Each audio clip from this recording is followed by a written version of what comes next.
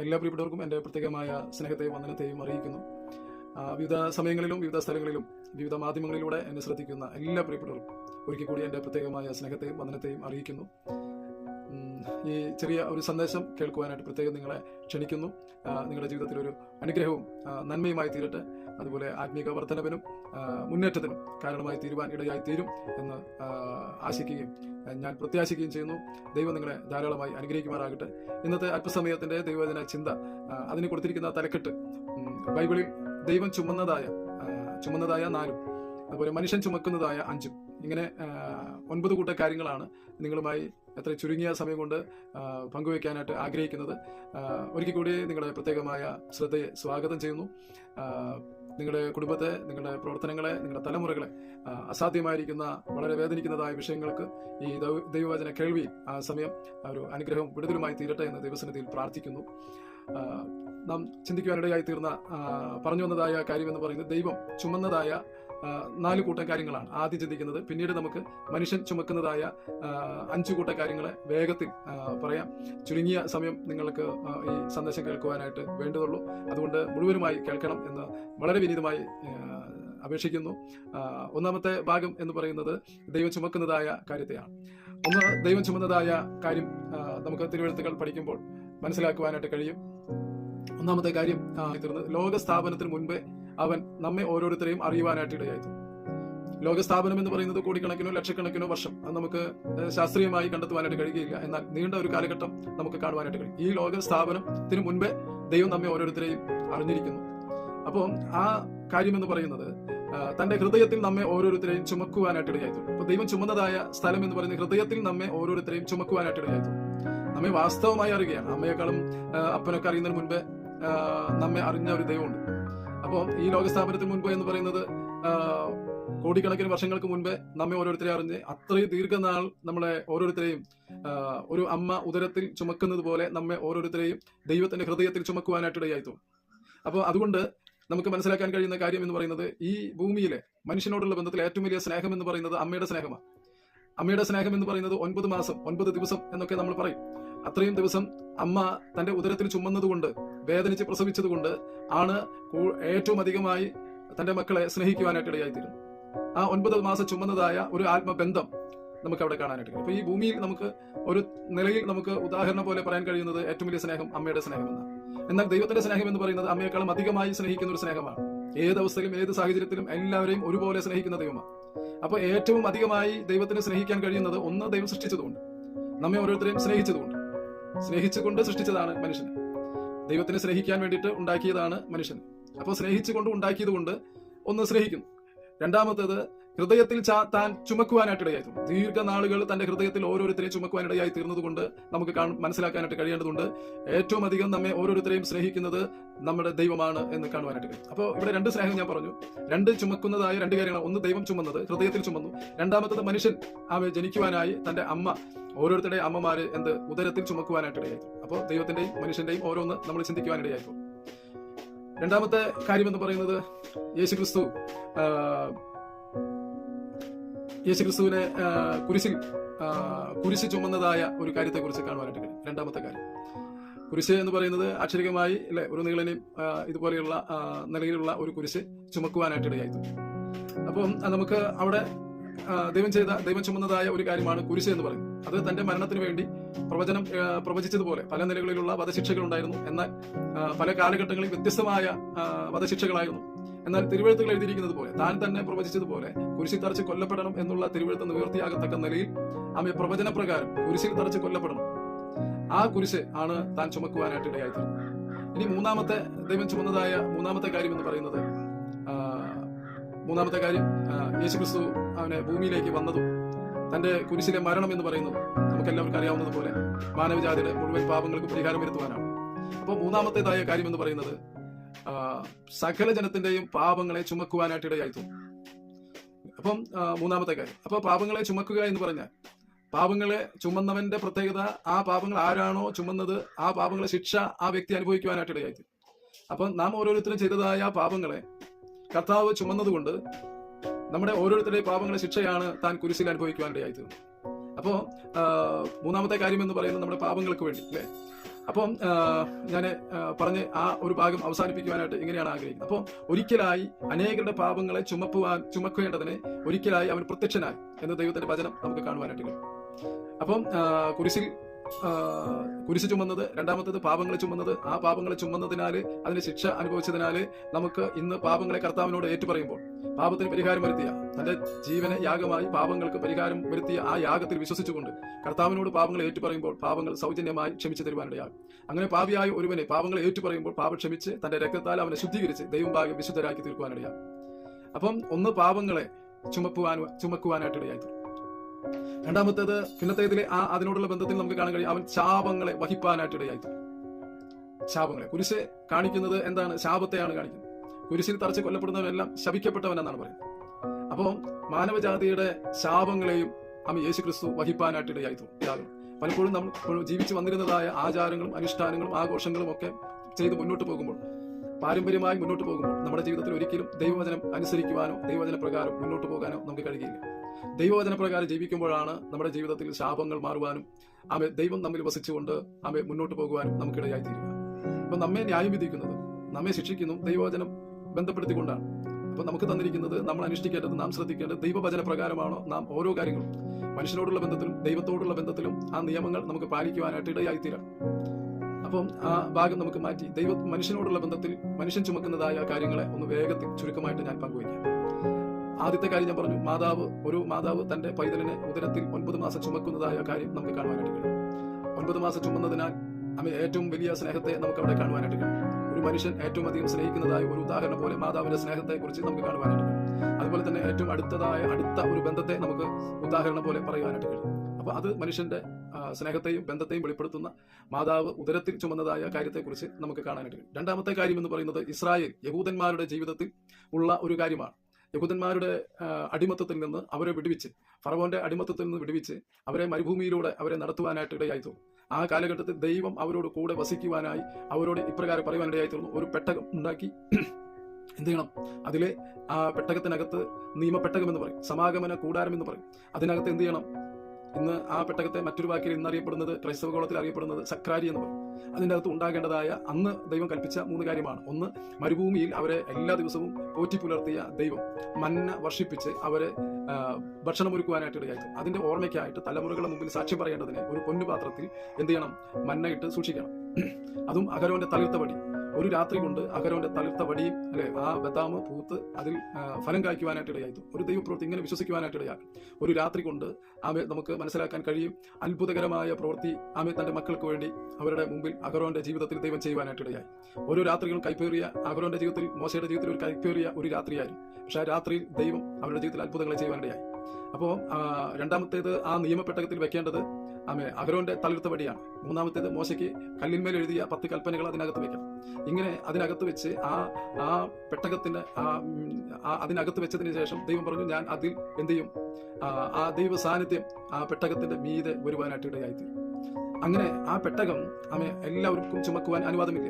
യഹൂദന്മാരായിരിക്കുന്ന അവരുടെ ഇടയിലുള്ള പുരോഹിതന്മാർ മാത്രമേ ആ പെട്ടകം ചുമക്കുവാനായിട്ട് പാടുകയുള്ളൂ. കാരണം മരുഭൂമിയിൽ കുറച്ചുനാൾ ഒരു സ്ഥലത്ത് താമസിക്കും, അതിനുശേഷം വീണ്ടും പുറപ്പെട്ട് അവിടെ കൂടാരങ്ങളൊക്കെ അഴിച്ച് പിന്നെയും യാത്ര പുറപ്പെടും, പിന്നെയും വീണ്ടും തമ്പടിക്കും, ഒരു സ്ഥലത്ത് പാളയമിറങ്ങും, അവിടെ കൂടാരങ്ങൾ അടിക്കും. അതുപോലെ തന്നെ നിയമപ്പെട്ടകവും അവിടെ ഉറപ്പിക്കുവാനായിട്ട് ഇടയായി. പിന്നെ വീണ്ടും യാത്രയാണ്. അപ്പോൾ ആ യാത്രകളിൽ ഈ പെട്ടകം ചുമക്കേണ്ടത് ആരാണ്? അതിന് വലിയൊരു കൽപ്പന തന്നെ ദൈവം കൊടുത്തിട്ടുണ്ട്. അതിലൊരു കൽപ്പനയാണ് പുരോഹിതന്മാർ മാത്രമേ ആ പെട്ടകത്തെ ചുമക്കുവാൻ അനുവാദമുള്ളൂ. ഒരു സമയത്ത് രാജാക്കന്മാർ ഭരിക്കുന്ന ഒരു കാലഘട്ടം, വേറൊരു കാലഘട്ടമാണ്. ആ കാലഘട്ടത്ത് ഈ പെട്ടകം ശത്രുക്കൾ കൊണ്ടുപോകുവാനിടയായി. പിന്നീട് ആ ശത്രുക്കൾ തന്നെ അവരുടെ രാജ്യത്തിൽ ഈ പെട്ടകം മുഖാന്തരം വലിയ മൂലവ്യാധികൾ അവരെ പിടിപെടുവാനിടയായി തീർന്നു. അനേകർ കൊല്ലപ്പെടുവാനിടയായി തീർന്നപ്പോൾ അവർ ഈ പെട്ടകം മുഖാന്തരമാണ് ഇങ്ങനെ സംഭവിച്ചതെന്ന് മനസ്സിലാക്കി അവർ പെട്ടകം തിരികെ ഏൽപ്പിക്കുവാനിടയായി. അവർ കൊണ്ടുവന്ന രീതി പോലെ തന്നെ പുതിയൊരു കാളവണ്ടി ഉണ്ടാക്കി കാളകളെ കൊണ്ട് എന്ത് ചെയ്തു? വലിപ്പിച്ച് ആ പെട്ടകം കൊണ്ടുവരുവാനിടയായി. എന്നാൽ ഇസ്രായേൽക്കാരുടെ യഹൂദന്മാരുടെ രാജ്യത്തിനകത്തെത്തിയപ്പോൾ അവർ അവിടെ ഉപേക്ഷിച്ച് അവർ തിരിച്ചു പോകുവാനിടയായി.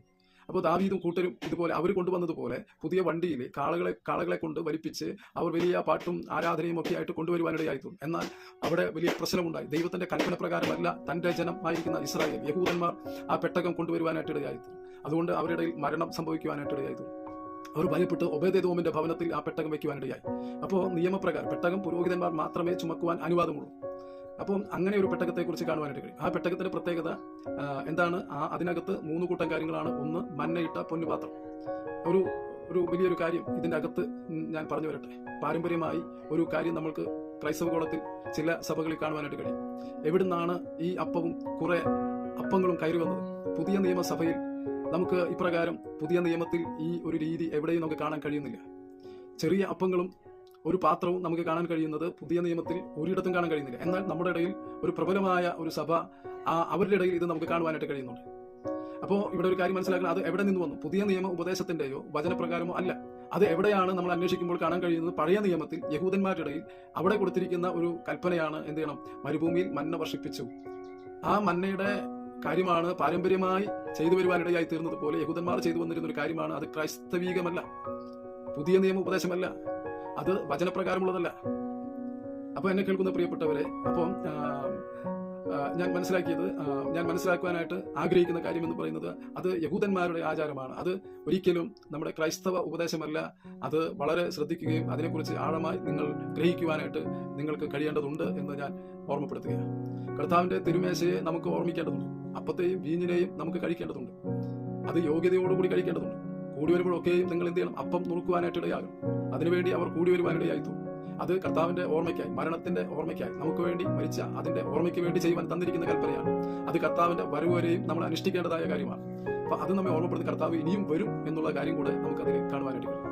അപ്പോൾ പുതിയ മനുഷ്യനോടുള്ള ബന്ധത്തിൽ ഒന്ന്, മാതാവ് ഓരോരുത്തരെയും ഉദരത്തിൽ ചുമക്കുന്നതായ കാര്യമാണ്. രണ്ടാമത്തത്, ഇസ്രായേൽക്കാരുടെ നടുവിൽ ഒരു പെട്ടകം ചുമക്കുന്ന പുരോഹിതരെ നമുക്ക് കാണുവാനായിട്ട് കഴിയും.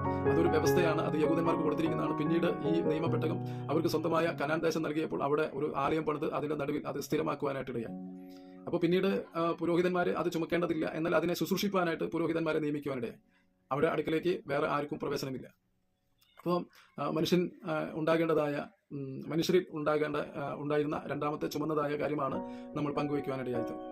മൂന്നാമത്തെ കാര്യം എന്ന് പറയുന്നത് യേശുവിനെ കുറിച്ച് നമുക്ക് ചിന്തിക്കാം. യേശുവിൻ്റെ ജീവിതത്തോടുള്ള ബന്ധത്തിൽ ദൈവം ചെയ്ത കാര്യം നമ്മൾ അതിനെക്കുറിച്ച് പറഞ്ഞു. അതിനോടുള്ള ബന്ധത്തിൽ നമുക്ക് തന്നിരിക്കുന്ന ഒരു കൽപ്പനയാണ്. എന്ത് ചെയ്യണം? യേശു ക്രിസ്തു ഇപ്രകാരം പറയുവാനിടയായി, അധ്വാനിക്കുന്നവരും ഭാരം വഹിക്കുന്നവരുമായുള്ളവരെ എൻ്റെ അടുക്കൽ വരുവി. അതുപോലെ തന്നെ സ്നാപക യോഹന്നാൻ ഇങ്ങനെ വിളിച്ചു പറയാനിടയായി തോന്നുന്നു, ഇതാ ലോകത്തിന്റെ പാപത്തിന് ചുമക്കുന്ന ദൈവത്തിന്റെ കുഞ്ഞാണ്. അപ്പൊ ഇവിടെ പാപഭാരം ചുമക്കുന്ന ദൈവത്തിന്റെ കുഞ്ഞാട് യേശു ക്രിസ്തു. അപ്പോൾ പാപത്തിന്റെ ഭാരം ചുമക്കുന്ന ഒരു കൂട്ടം മനുഷ്യരെ നമുക്ക് കാണുവാനായിട്ട്. മനുഷ്യരെല്ലാവരും പാപികൾ. ദൈവത്തിന്റെ വചനം അതാ പറയുന്നത്. എല്ലാവരും പാപം ചെയ്ത് ദൈവത്തെ നഷ്ടമാക്കി. എല്ലാവരും പോയ പാപികള, ഒരുവൻ പോലും ഇല്ല എന്നാണ് പറയുന്നത്. നീതിമാന്മാരില്ല എന്നാണ് ദൈവവചനം പറയുന്നത്. അവരെ രക്ഷിപ്പാനാണ് യേശു ക്രിസ്തുവിനെ അയച്ചത്. അപ്പോൾ എല്ലാ മനുഷ്യരിലും ഉണ്ടായിരിക്കുന്ന ഒരു കാര്യമാണ് പാപഭാരം എന്ന് പറയുന്നത്. അപ്പോൾ പാപഭാരം അത് ഭാരമാണ്. പാപത്തിന്റെ ഭാരത്തെ ചുമക്കുന്നവരാണ് ഈ ലോകത്തുള്ള മനുഷ്യർ മുഴുവൻ. എന്തുകൊണ്ടാണ് മനുഷ്യരൊക്കെ പാപികളാകുന്നത്? അത് സ്വത്രം ആദാമിലൂടെ സംഭവിച്ചതായ ഒരു വലിയ സങ്കട സംഭവമാണ്. ദൈവം സൃഷ്ടിച്ചപ്പോൾ മനുഷ്യന് പാപമില്ലായിരുന്നു, പാപിയില്ലായിരുന്നു, മരണമില്ലായിരുന്നു, രോഗമില്ലായിരുന്നു.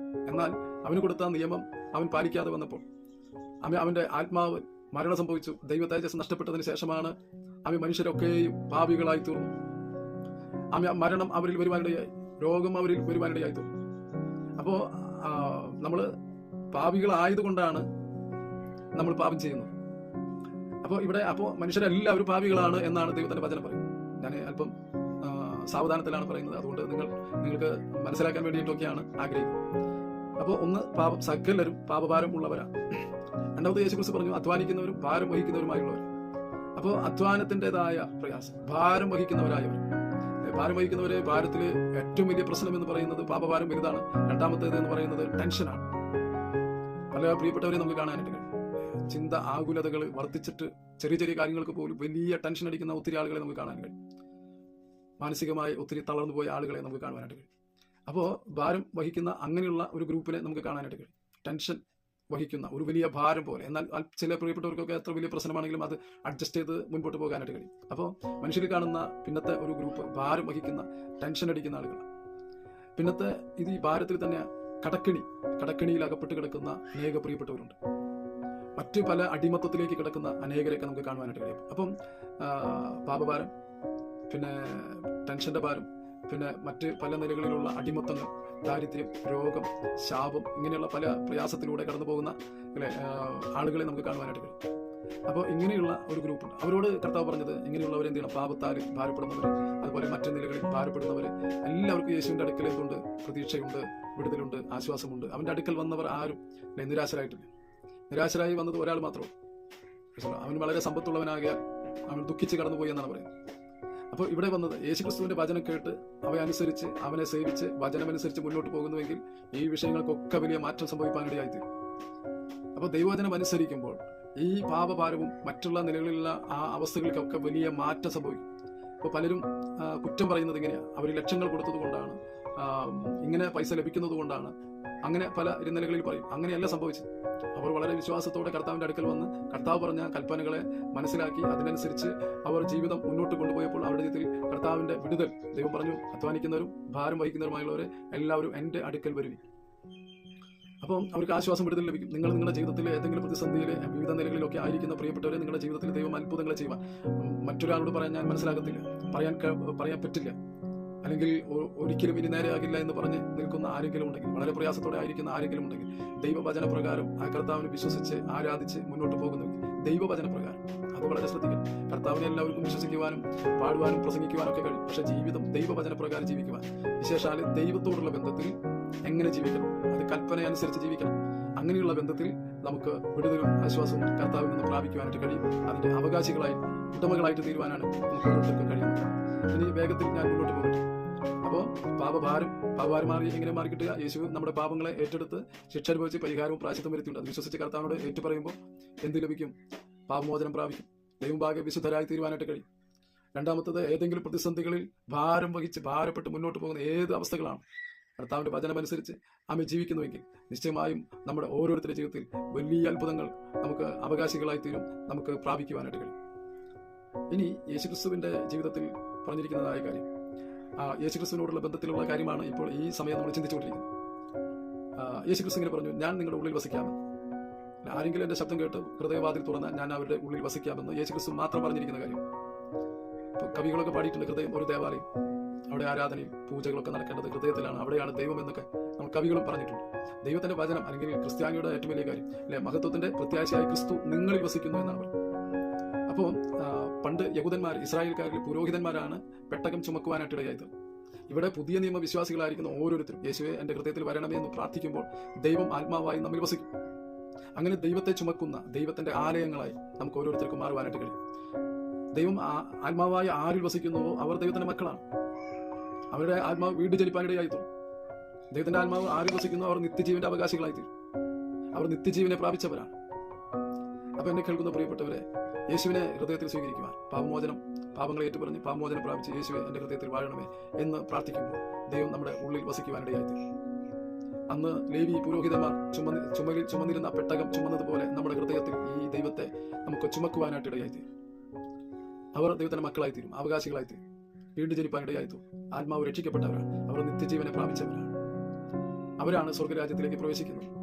എന്നെ കേൾക്കുന്ന പ്രിയപ്പെട്ടവരെ, അമ്മ യേശുക്രിസ്തുവിനോടുള്ള ബന്ധത്തിൽ നമുക്ക് ഇത്രയും ഈ 3 കൂട്ട കാര്യങ്ങൾ, പാപഭാരം, 2 ഏത് വിഷയങ്ങളായാലും, മൂന്നാമത്തത് പാപഭാരം മുഖാന്തരം നമ്മൾ പാപങ്ങളേറ്റ് പറയുമ്പോൾ ദൈവഭാഗ്യ വിശുദ്ധരായിത്തീരും. ഏത് വിഷയങ്ങളുടെ പ്രതിസന്ധികൾ ഭാരപ്പെട്ടു എങ്കിൽ ആമേ നമുക്ക് കർത്താവിന്റെ വചനപ്രകാരം ജീവിച്ചാൽ ആ വിഷയത്തിൽ വിടുതൽ ലഭിക്കാനിടയായിത്തീരും. മൂന്നാമത്തെ യേശുക്രിസ്തുവിനോടുള്ള ബന്ധത്തിൽ നമ്മൾ ചിന്തിച്ചത് ആമേ ദൈവത്തെ നമുക്ക് ചുമക്കുവാനായിട്ട് കഴിയും, യേശുവിനെ ഹൃദയത്തിലേക്ക് സ്വീകരിക്കാനിടയായിത്തീരും. പലപ്പോഴും ഹൃദയത്തിൽ സ്വീകരിക്കുന്നത് ഒരു വചനപ്രകാരം നമുക്ക് എങ്ങനെയാണ് എന്ന് ഒറ്റവാക്കിൽ ചിന്തിക്കാം. യേശുവെ എൻ്റെ ഹൃദയത്തിൽ വരണമേ എന്നാണ്. ഹൃദയവാതിലുകൾ തുറക്കുന്നത് അങ്ങനെയാണ്. അപ്പോൾ ദൈവം ആത്മാവായി നമ്മുടെ ഹൃദയത്തിൽ വസിക്കുവാനിടയായി. പലപ്പോഴും നമുക്കറിയാം, യേശുവിനെ സ്വീകരിക്കുന്നത് ഉദരത്തിലേക്കാണ് പോകുന്നത്. ഉദരത്തിലേക്കല്ല, ഹൃദയത്തിലേക്ക് ക്ഷണിക്കുവാൻ. ഹൃദയത്തിൽ വസിക്കുന്ന ദൈവം ഉദരത്തിലേക്ക് പോകുന്നത് കൊണ്ടാണ് എല്ലാ ദിവസവും എന്ത് ചെയ്യുന്നത്? യേശുവിനെ സ്വീകരിക്കേണ്ടി വരുന്നത്. എല്ലാ ദിവസവും ആത്മാവ് വീണ്ടും ജനിക്കേണ്ട ആവശ്യമില്ല അല്ലെ, ഒറ്റ പ്രാവശ്യമേ നമ്മൾ വീണ്ടും ജനിക്കുള്ളൂ.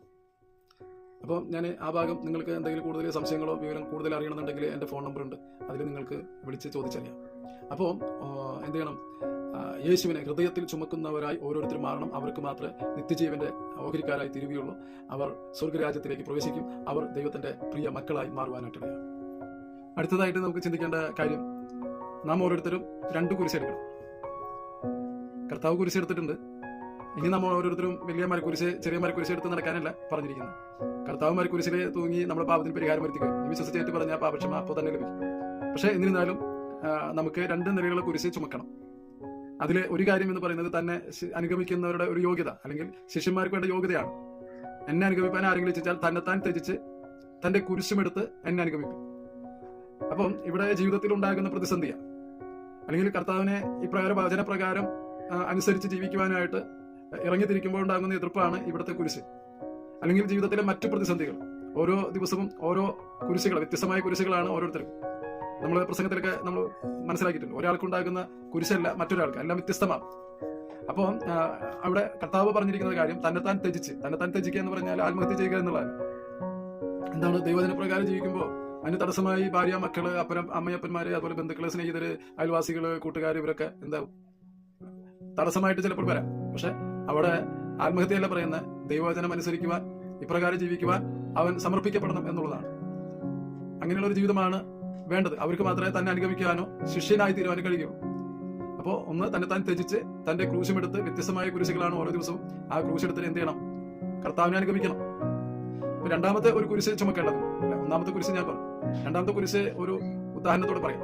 യേശുക്രിസ്തുവിനെ പിലാത്തോസ് കൽപ്പിച്ചു, വളരെ അടിച്ചു, ചമ്മട്ടി കൊണ്ട് അടിച്ചു, പട്ടാളക്കാർ ക്രൂരമായി മർദ്ദിച്ചു. അതിനുശേഷം ഗാഗുൽത്താമലയിലേക്ക് കുരിശ് ചുമന്ന് പോകുമ്പോൾ വഴിയിൽ വെച്ച് മരിച്ചു പോകുമെന്ന് ശതാധിപന് സംശയം വന്നപ്പോൾ കുരിശി തറച്ച് കൊല്ലണം, അതാണ് വിധി. പക്ഷെ വഴിയിൽ വെച്ച് മരിച്ചു പോയേക്കുമെന്ന് ഭയന്നപ്പോൾ കുറേനക്കാരനായ ശീമോൻ വയലിൽ നിന്ന് വരുന്നത് കണ്ടിട്ട് അവനെ കുരിശ് ചുമക്കാൻ നിർബന്ധിച്ചു. പിന്നീട് അവൻ കുരിശ് ചുമന്ന് ഗാഗുൽത്താമലയിലെത്തി. പിന്നീട് തന്റെ തലമുറയെ കുറിച്ച് പറയുന്നത് അവർ കർത്താവിൽ വളരെ പ്രസിദ്ധരായി മാറുവാനായിട്ടിടയായി. കുറേനക്കാരൻ ശീമോന്റെ തലമുറകളെ കുറിച്ച് ദൈവത്തിന്റെ വചനം നമ്മൾ പഠിക്കുമ്പോൾ നമുക്ക് കാണാനായിട്ട് കഴിയും. അപ്പോൾ കർത്താവ് പ്രസിദ്ധരായതിന്റെ കാരണം എന്താണ്? അപ്പൻ കർത്താവിന്റെ കുരിശ് ചുമക്കുവാനായിട്ടിടയായി. ഇന്ന് അക്ഷരികമായി വല്ല മരത്തിന്റെയോ വേറെ എന്തിന്റെയോ രൂപം കുരിശുണ്ടാക്കാനല്ല പറഞ്ഞിരിക്കുന്നത്. ഇന്ന് നമുക്ക് ഈ സുവിശേഷം വിവിധമായ നിലകളിൽ നമ്മുടെ രാജ്യത്ത് മാത്രമല്ല, ചുറ്റുമുള്ള രാജ്യത്ത്, കർത്താവ് പറഞ്ഞത് ഇങ്ങനെയാണ്, ഭൂമിയുടെ അറ്റത്തോളം നമുക്ക് കിട്ടുന്ന സാഹചര്യങ്ങളിലൊക്കെ മനഃപൂർവ്വമായി ഒക്കെ ദൈവത്തിന്റെ വചന സുവിശേഷം അറിയിക്കണം. അനേകരെ നിത്യജീവനിലേക്ക് നടത്തണം, അനേകരെ ദൈവമക്കളായി തീരണം. അതിനാണ് നമ്മൾ സുവിശേഷം അറിയിക്കുന്നത്. വേറൊരു പാപമോചനത്തിന് വേറൊരു വഴിയില്ല, നിത്യജീവൻ പ്രാപിക്കാൻ വേറൊരു സംവിധാനമില്ല. വലിയൊരു അനുഗ്രഹത്തിലേക്കാണ്, ദൈവമക്കളായി തീരുന്ന വലിയൊരു അനുഗ്രഹത്തിലേക്കാണ് സുവിശേഷം ഓരോരുത്തരെയും എത്തിക്കുന്നത്. അപ്പൊ അതുകൊണ്ട് ഈ സുവിശേഷത്തിന് ചുമൽ കൊടുക്കുവാനായിട്ട് നമുക്ക് ഓരോരുത്തർക്ക് കഴിയണം. അക്ഷരികമായി കുരിശുണ്ടാക്കി നടക്കുക എന്നതുകൊണ്ട് മറ്റുള്ളവർക്ക് ഒരു പ്രയോജനമില്ല. ക്രൂശ് ചുമക്കുന്ന ക്രൂശിന്റെ നിന്ന ചുമക്കുന്നവരായി തീരണം. മോശയെ കുറിച്ച് പറയുന്നത്, ദൈവജനത്തിന്റെ കൂടെ കഷ്ടം അനുഭവിക്കാൻ അവൻ അത് തെരഞ്ഞെടുക്കുവാനിടയായി. ക്രിസ്തുവിന്റെ നിന്ന വലിയ ധനം എന്ന് എണ്ണുവാനായിട്ടിടയായി. ക്രിസ്തുവിനെ നിന്ന സുവിശേഷം അറിയിക്കുന്നതിലൂടെയുള്ള നിന്നയുണ്ട്, അപമാനമുണ്ട്, ഒറ്റപ്പെടുത്തലുണ്ട്, പീഡനങ്ങളുണ്ട്, എതിർപ്പുകളുണ്ട്. എന്നാൽ സുവിശേഷം അറിയിക്കുക എന്നുള്ളത് നമ്മുടെ വലിയ ഉത്തരവാദിത്തമാണ്. അപ്പോ കുറേനക്കാരന്റെ ശീമോന് യേശുക്രിസ്തുവിന്റെ ക്രൂശ് ചുമക്കുവാനായിട്ട് കഴിഞ്ഞു. ഇതുപോലെ നമുക്ക് ഈ സുവിശേഷം അറിയിക്കുവാനായിട്ട് നമുക്ക് ചുമൽ കൊടുക്കുവാനായിട്ട് ഇടയായിത്തീരണം. മോശയുടെ എബ്രായ ലേഖനത്തിന്റെ ഭാഷയിൽ പറയുന്ന ക്രിസ്തുവിന്റെ നിന്ന ചുമക്കുന്നവരായി തീരണം. ഈ ക്രിസ്തുവിന്റെ നിന്ന ചുമക്കുന്ന, അല്ലെങ്കിൽ മറ്റൊരു നിലയിൽ മോശയുടെ ബന്ധത്തിൽ പൗലോസ് പറയുന്ന കാര്യമാണ് എബ്രായ ലേഖനത്തിൽ പറയുന്ന കാര്യം, ക്രിസ്തുവിന്റെ നിന്ന ചുമക്കുന്നവർ. ഇവിടെ നമ്മൾ പറഞ്ഞു വന്നതായ കാര്യം, കുറേനക്കാരൻ ശീമോൻ അക്ഷരികമായി ക്രിസ്തുവിന്റെ കുരിശ് ചുമക്കുവാനിടയായി. ഇന്ന് കുരിശ് ചുമക്കുന്നതല്ല, സുവിശേഷം അറിയിക്കുന്ന നിലയിൽ നമുക്ക് ചുമൽ കൊടുക്കാനായിട്ട് ഇടയായിത്തീരും. ആ നിന്ന ചുമക്കുവാനായിട്ട് ഇടയായിത്തീരും. അനേകരുടെ നിത്യജീവന് കാരണമായി തീരും. നമ്മെ അതിനാണ് ദൈവം ആക്കിയിരിക്കുന്നത്. കർത്താവിന്റെ അന്ത്യ കൽപ്പനയാണ്, നിങ്ങൾ ഭൂമിയുടെ അറ്റത്തോളം പോയി സുവിശേഷം അറിയിപ്പിൻ, വിശ്വസിക്കുന്നവരെ പിതാവിന്റെ പുത്രന്റെയും പരിശുദ്ധാത്മാവിന്റെ നാമത്തിൽ സ്നാനം കഴിപ്പിപ്പിൻ, ഞാൻ നിങ്ങളോട് കൽപ്പിച്ചിരിക്കുന്ന കാര്യങ്ങളെല്ലാം പ്രമാണിപ്പാൻ തക്കവണ്ണം അവരെ ഉപദേശിച്ച് ശിഷ്യരാക്കിക്കൊള്ളുവിൻ. അപ്പോ ഈ 2 ക്രൂശ് ചുമക്കുന്നവരായി ഇന്ന് നമുക്ക് തന്നിരിക്കുക. ഇന്ന് കുരിശ് ചുമന്ന് മല കയറി പോകുന്ന ആ ഒരു അനുഭവമല്ല നമുക്കുള്ളത് എന്നുള്ള കാര്യം നിങ്ങൾക്ക് ഈ അല്പസമയത്തെ ചിന്ത നിങ്ങൾക്ക് മനസ്സിലായി കാണും എന്നെനിക്ക് നല്ല ഉറപ്പുണ്ട്. തുടർന്നും നമുക്ക് ചിന്തിക്കാം. ഇനി ചുമക്കുന്നതായ കാര്യത്തെക്കുറിച്ച് നമുക്ക് മറ്റുള്ളവരുടെ ബലഹീനതകളെ ചുമക്കണം. റോമലേഖനം 15:1. മറ്റുള്ളവരുടെ ബലഹീനതകൾ. ആരെങ്കിലും വളരെ പ്രയാസത്തോടെ കിടക്കുന്നവരുണ്ട്, രോഗികളായിട്ട്, സാമ്പത്തികമായിട്ട്, മറ്റ് പ്രശ്നത്തിലൂടെ, കുടുംബത്തിലെ പ്രശ്നം, അങ്ങനെയുള്ളവരൊക്കെ എന്ത് ചെയ്യണം? നമ്മൾ ചുമക്കുവാനായിട്ടിടയാണ്. ബലഹീനരായിരിക്കുന്നവരെ ശക്തരായിരിക്കുന്ന നാം ചുമക്കുവാനായിട്ടിടയാണ്. എങ്ങനെയൊക്കെ ചുമക്കാൻ കഴിയും? അവരെ പ്രാർത്ഥനയിലേക്ക് കൊണ്ടുവരുവാനായിട്ട് കഴിയും. അതുപോലെ അവർക്ക് വേണ്ടി നാം പ്രാർത്ഥിക്കുവാനായിട്ട് ഇടയായിത്തീരണം. ദൈവത്തിന്റെ വചനം പങ്കുവെച്ചിട്ട് അവർക്ക് വേണ്ടി പ്രാർത്ഥിക്കുവാനിടയാകും. അതുപോലെ കുറച്ച് കഷ്ടം സഹിച്ചിട്ടായാലും നിന്ന സഹിച്ചിട്ടായാലും പ്രാർത്ഥനകളിലേക്ക് അവരെ പങ്കെടുപ്പിക്കുവാൻ, അവരെ ഉത്സാഹിപ്പിക്കുന്നവരായിത്തീരണം. നമുക്കറിയാം, യേശുക്രിസ്തുവിനെ ഒരു വീട്ടിൽ താൻ സംസാരിച്ചു കൊണ്ടിരിക്കുമ്പോൾ ആ വീട് മുഴുവൻ നിറഞ്ഞ ആൾക്കാർ. ആ സമയത്താണ് ഒരു പക്ഷപാത രോഗിയെ 4 ആൾ ചുമന്ന് കൊണ്ടുവരുന്നത്. അപ്പം യേശുവിൻ്റെ അടുക്കൽ കൊണ്ടുവച്ചിട്ട് ആളെ സൗഖ്യമാക്കണം. അവർ വളരെ വിശ്വാസത്തോടെ ചിലപ്പോൾ ദീർഘദൂരം കുറേ സമയമെടുത്ത് ചുമന്ന് കൊണ്ടുവരുവാനിടയായി. ആ സമയത്ത് വീടിൻ്റെ അകത്തേക്ക് കടക്കാൻ കഴിയുന്നില്ല, അത്രയധികം ജനങ്ങളാണ്. അങ്ങനെ അപ്പോൾ തടസ്സമായിട്ട് അങ്ങനെ ഒത്തിരി കാര്യങ്ങളുണ്ടാകും. അപ്പോൾ അവരെ വീടിൻ്റെ മേൽപ്പുര പൊളിച്ച് യേശുവിൻ്റെ അടുക്കൽ അവനെ ഇറക്കി വയ്ക്കുവാനിടയായി. ഇതുപോലെ അനേകരെ ചുമക്കുവാനായിട്ടിടയായിത്തീരും. അവരുടെ വിഷയത്തിൽ നമുക്ക് മാത്രമേ അവരെ സഹായിക്കാൻ കഴിയുള്ളൂ. സാമ്പത്തികമായി സഹായിച്ചാൽ അല്പം മാത്രമേ നമുക്ക് കഴിയുള്ളൂ. വലിയൊരു ആവശ്യങ്ങളുടെ മുമ്പിൽ അതൊന്നും പര്യാപ്തമല്ല. വലിയ രോഗം വന്നാൽ നമ്മെ കൊണ്ട് സഹായിക്കാൻ കഴിയും ഇത്രയ്ക്കുള്ളൂ. വലിയൊരു കടക്കണി ഉണ്ടായി നമുക്ക് സഹായിക്കാൻ ഇത്ര കഴിയുള്ളൂ. പക്ഷെ അവന്റെ ജീവിതത്തിലേക്ക് ദൈവവചനം പഠിപ്പിച്ച് ദൈവവചനപ്രകാരം അവന് ജീവിക്കുവാനായിട്ട്, കർത്താവിനെ അങ്ങനെ സേവിക്കുവാനിടയായി തീർന്ന അവന്റെ ജീവിതത്തിലെ കെട്ടുകളെ അഴിയും, അവന്റെ പ്രശ്നങ്ങൾക്ക് ശാന്തത വരും, അവന്റെ ജീവിതത്തിൽ വലിയ സന്തോഷകരമായ ഒരു അനുഭവത്തിലേക്ക് കാണുവാനായിട്ട് കഴിയും. അപ്പൊ എന്നെ കേൾക്കുന്ന പ്രിയപ്പെട്ടവരെ, ഞാൻ എന്റെ വാക്കുകൾ ഇവിടെ നിർത്തുവാൻ കർത്താവിൽ ശരണപ്പെടുകയാണ്. അപ്പോൾ ദൈവം ചുമന്നതായ കാര്യങ്ങളെ കുറിച്ച് പറഞ്ഞു, യേശു ക്രിസ്തു ചുമന്നതായ കാര്യങ്ങളെ കുറിച്ച് പറഞ്ഞു, മനുഷ്യൻ ചുമക്കുന്നതായ കാര്യങ്ങൾ പറഞ്ഞു. അതിൽ അതിപ്രധാനമായിരിക്കുന്ന 2 കാര്യം ഒന്നുകൂടെ ഓർമ്മപ്പെടുത്തി ഞാൻ ഇവിടെ നിർത്തുവാൻ ആഗ്രഹിക്കും. ഒന്ന്, യേശു ക്രിസ്തു പാപത്തെ ചുമക്കുവാനിടയായി. മനുഷ്യർ പാപത്തിന്റെ ഭാരവുമായി നടക്കുന്നവരാണ്. അപ്പോൾ യേശു ക്രിസ്തു പാപത്തെ ഏറ്റെടുത്തതുകൊണ്ട്, അതിന് പരിഹാരം വരുത്തിയതുകൊണ്ട്, നമ്മുടെ ശിക്ഷ അനുഭവിച്ചതുകൊണ്ട്, തന്റെ ജീവനെ യാഗമായി അർപ്പിച്ചതുകൊണ്ട് കർത്താവിന്റെ പാപങ്ങളെ ഏറ്റുപറയുമ്പോൾ കർത്താവ് നമ്മുടെ പാപങ്ങളെ ക്ഷമിച്ച് ദൈവഭാഗ്യ വിശുദ്ധരായി തീരുവാനായിട്ട് കഴിയും. രണ്ടാമത്തേത്, നമുക്ക് ഹൃദയത്തിൽ കർത്താവിനെ ചുമക്കുവാനായിട്ടിടയാകും. യേശുവെ പാപമോചനം പ്രാപിച്ചവൻ യേശുവിന്റെ ഹൃദയത്തിൽ വാഴണമേ എന്ന് പറയുമ്പോൾ ദൈവം ആത്മാവായി നമ്മുടെ ഹൃദയത്തിൽ വസിക്കുവാനിടയായി. അങ്ങനെ കർത്താവിനെ ചുമക്കുവാനായിട്ടിടയായിത്തീരും. അങ്ങനെ വന്നവരാണ് മറ്റുള്ളവരുടെ ഭാരങ്ങളെയും ചുമക്കുവാനായിട്ടിടയായിത്തീരണം. ഞാൻ എൻ്റെ വാക്കുകൾ നിർത്തുന്നു. ദൈവം സഹായിക്കട്ടെ. നിങ്ങളെ നീറുന്ന വിഷയങ്ങളിൽ, നിങ്ങളുടെ ജീവിതത്തിൽ, നിങ്ങളുടെ കുടുംബത്തിൽ, നിങ്ങളുടെ പ്രവർത്തന മണ്ഡലങ്ങളിലെല്ലാം ഒരു ദൈവിക അനുഗ്രഹം ഉണ്ടാകട്ടെ എന്ന് ദൈവസന്നിധിയിൽ പ്രാർത്ഥിക്കുന്നു. കേട്ട എല്ലാ പ്രിയപ്പെട്ടവരോടുമുള്ള പ്രത്യേകമായ നന്ദിയും സ്നേഹവും അറിയിക്കുന്നു. എന്തെങ്കിലും ഈ പറഞ്ഞതിനോടുള്ള ബന്ധത്തിൽ നിങ്ങൾക്ക് സംശയമുണ്ടെങ്കിൽ, കുറച്ചും കൂടെ വിശദീകരണം ആവശ്യമെങ്കിൽ ഞാൻ കൊടുത്തിരിക്കുന്ന നമ്പറിൽ വിളിക്കുക എന്ന് പ്രത്യേകം നിങ്ങളെ ഓർമ്മപ്പെടുത്തുന്നു. ഒരിക്കൽ കൂടി നിങ്ങളോടുള്ള പ്രത്യേകമായ നന്ദിയെ സ്നേഹത്തെയും അറിയിക്കുന്നു. ദൈവം അനുഗ്രഹിക്കട്ടെ.